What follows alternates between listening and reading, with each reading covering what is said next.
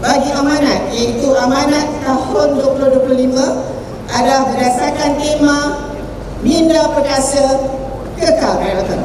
Jadi kalau tuan-tuan dan puan-puan semua, tema amanat ini sangat bermakna dan insyaAllah kita akan sama-sama memastikan bahawa UMPSA kekal relevan.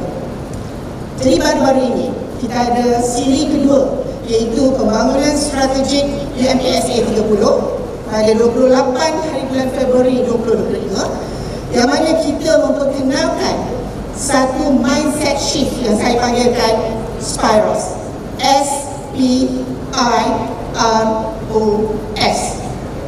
Dan mindset shift ini saya harapkan dia menjadi foundation, untuk kita bergerak bersama dalam aligning and initiative our plan strategic UMPSA 30. Yang pertama, benda ni seringkali saya berkongsi bersama warga UMPSA.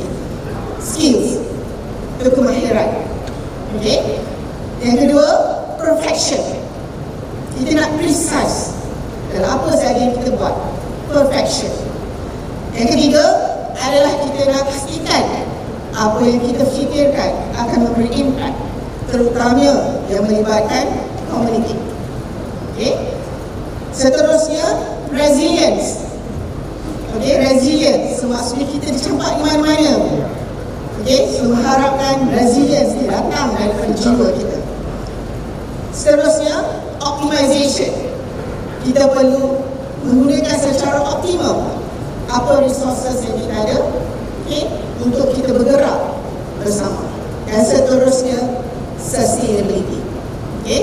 Kemampanan dari segi kewangan, dari segi manusia dan sebagainya, dapat infra, so sustainability. So saya mengharapkan setiap individu hari ini dapat memikirkan the new mindset untuk kita set up dalam diri kita bersama.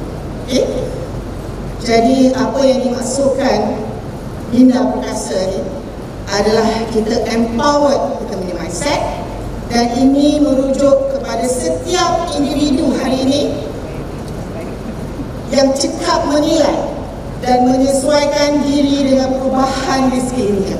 Sebab itu kita kena resilience. Jadi bukan sekadar memahami aspirasi di peringkat tempatan, tetapi juga memiliki barisan global. It's beyond